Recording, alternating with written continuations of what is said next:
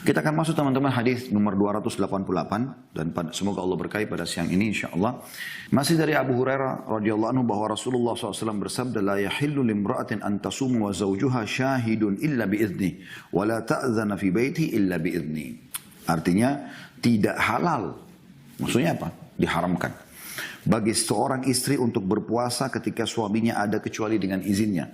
Dan dia tidak boleh mengizinkan orang lain masuk ke dalam rumahnya kecuali dengan izinnya. Hadis ini riwayat Bukhari Muslim.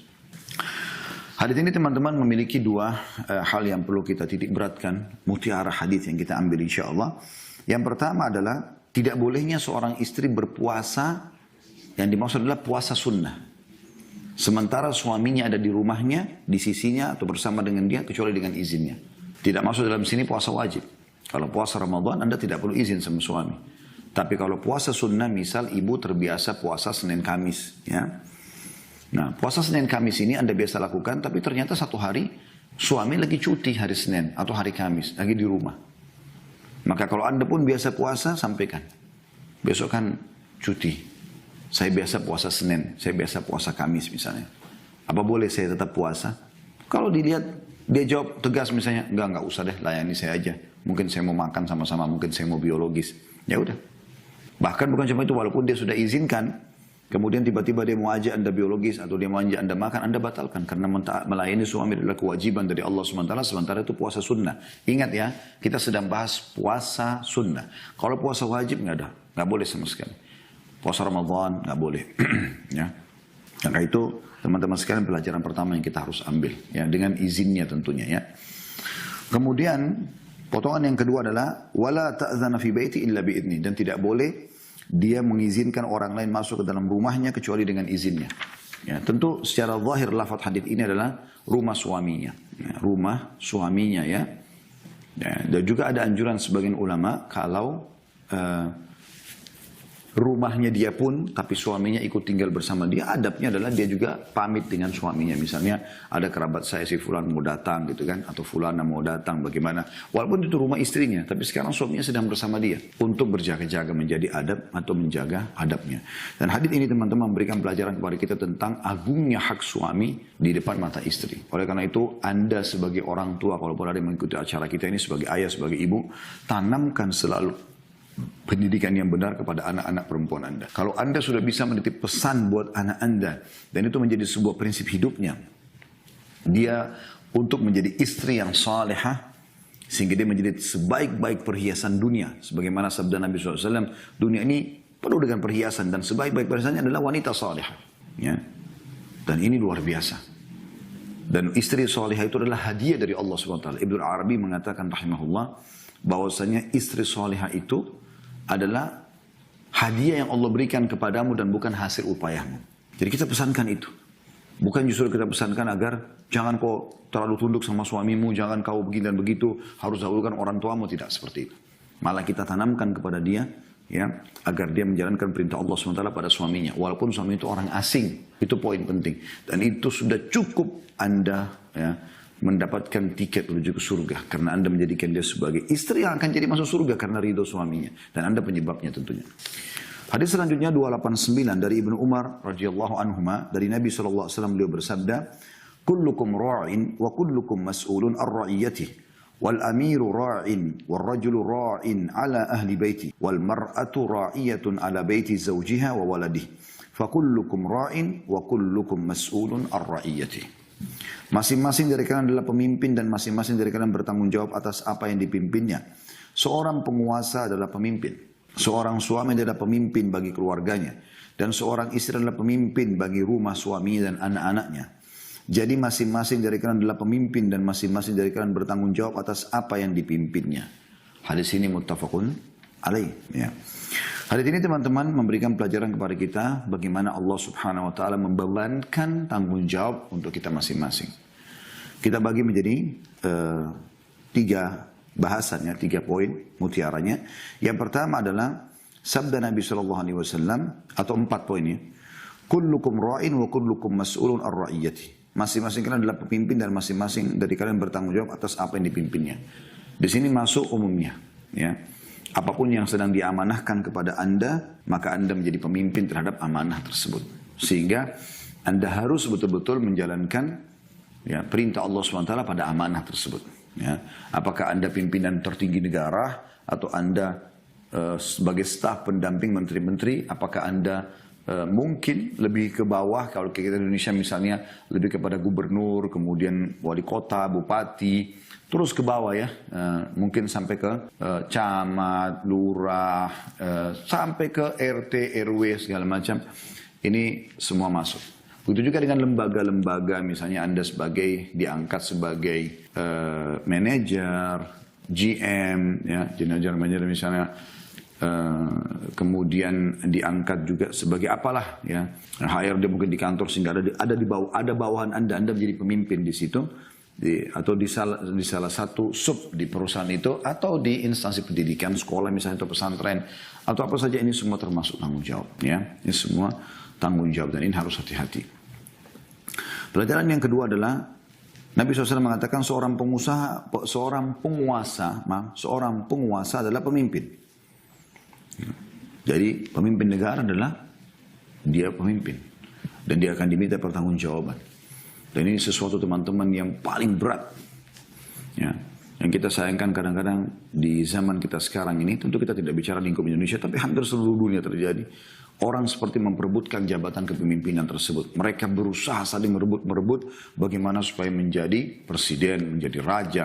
Ya. Kalau dia memang ahlinya di situ dan dia siap bertanggung jawab depan Allah, nggak ada masalah. Karena salah satu yang akan mendapatkan naungan Allah di hari kiamat adalah pemimpin yang adil. Ya. Tapi Anda kalau telusuri bagaimana keadilan seorang pemimpin itu luar biasa. Dia harus adil. Adil dalam arti kata semua masyarakatnya dimuamalai sama, gitu kan. Semuanya mendapatkan haknya. Kalau ada satu saja yang terbengkalai, maka cukup akan menghabiskan pahala dia pada hari kiamat, gitu kan? Dan Nabi SAW mendoakan sebenarnya dalam hadis yang sahih, ya Allah, siapapun yang diberikan tugas untuk mengurus urusan umatku, maka dan dia mudahkan urusan mereka, dia berikan hak mereka, maka mudahkan urusannya. Dan siapa yang menyulitkan buat mereka, maka sulitkan juga hidupnya. Nabi SAW sampai mendoakan begitu. Ya. Pemimpin itu kalau betul-betul dia bisa menjalankan, maka dia akan menjadi orang yang terselamatkan di akhirat. Ya. Dunia juga bahagia, di akhirat pun begitu. Tapi kalau dia salah sedikit saja jadi masalah. Oleh teman-teman hati-hati. Hati-hati. Para sahabat ridwanullahi alaihim, kalau kita mulai menyusun histori mereka, mereka berusaha menghindar semaksimal mungkin karena takut tanggung jawab dari hari kiamat. Itu luar biasa gitu. Bagaimana Umar bin Khattab pada saat tertusuk oleh Abu Lu'lu, lalu beliau kumpulkan 6 orang sahabat yang tersisa yang masuk surga, ya. Ada 10 yang masuk surga. Tentu ada banyak dijamin masuk surga, tapi 10 itu terkenal sekali. Asyrum basyirin bil jannah, ya, 10 orang yang dijamin masuk surga. Nah, Abu Bakar sudah meninggal, ada Umar, tapi Umar sudah jadi khalifah. Sekarang sisanya ada lagi, ya. Waktu itu tinggal 6 orang intinya, 7 sama Umar, gitu. Yang 3 itu sudah meninggal terlebih dahulu, gitu. Nah, yang 6 ini, yang tersisa ini, ya, selain Umar bin Khattab adalah Utsman bin Affan, Ali bin Abi Thalib, ya, Sa'ad bin Abi Waqqas, Abdurrahman bin Auf, Talha bin Ubaidillah, dan juga Abu Zubair bin Awam. Nah, 6 orang ini dikumpulkan oleh Umar, lalu didatangkan di rumah Umar, lalu Umar tunjuk ada satu ruangan, kata Umar, ini rumah. Ini kamar selalu saya pakai memecahkan perkara umat. Maka masuklah kalian di sini, dan hai Abdurrahman, kau jadi pemimpin majelis, jangan keluar dari ruangan tersebut kecuali sudah harus ada satu pemimpin yang ditunjuk oleh kalian. Ya. Maka masuklah mereka di dalam, dan mereka ini berusaha berharap temannya yang jadi khalifah pada saat itu, teraja. Karena takutnya tanggung jawab depan hari kiamat, depan Allah SWT. Tapi karena Umar menekankan harus ada satu orang, maka mereka memilih siapa di antara mereka yang paling banyak pujian Nabi SAW terhadap dia. Maka pada saat itu mereka menemukan Utsman bin Affan dan Ali bin Abi Thalib radhiyallahu anhuma yang lebih baik dari yang lain, dan Utsman bin Affan unggul 1 atau 2 hadis dari Ali radhiyallahu anhu ajma'in. Yang penting jelas Utsman ditunjuk pada saat itu, dan dia menerima jabatan tersebut karena memang tidak ada pilihan lain. Ya, seperti itu, luar biasa. Mereka hati-hati sekali.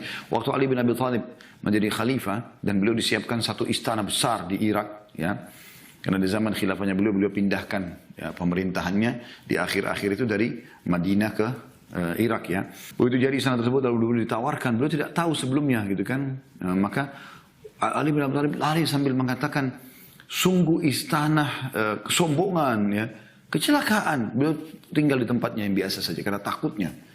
Kalau kita sekarang kan malah dijadikan sebagai ajang berbangga-bangga dengan kendaraan, dengan pakaian, dengan tempat tinggal, memperbanyak harta yang semua itu ada tanggung jawabnya di depan Allah SWT. Orang mukmin tahu akan ada hari kiamat, akan ada kematian, akan ada hisab.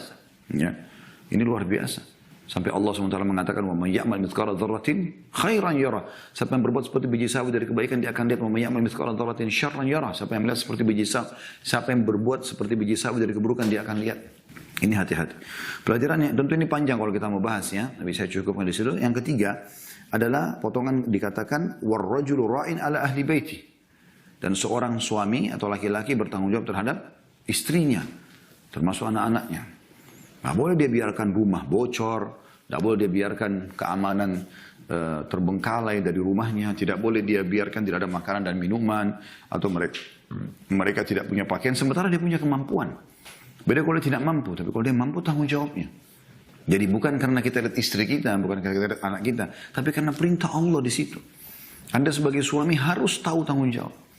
Bekerja keras untuk meraih ridha Allah Subhanahu wa taala, dan kita berikan kepada anak istri kebutuhan mereka. Bukan karena mereka, tapi karena Allah Subhanahu wa taala. Itu hanya sampai ajal datang. Ini penting sekali untuk diperhatikan, karena banyak suami membengkalikan seakan-akan bukan kewajiban. Apalagi kalau istrinya orang mampu, ya sudah nggak perlu dia berikan nafkah. Nggak bisa, akhi.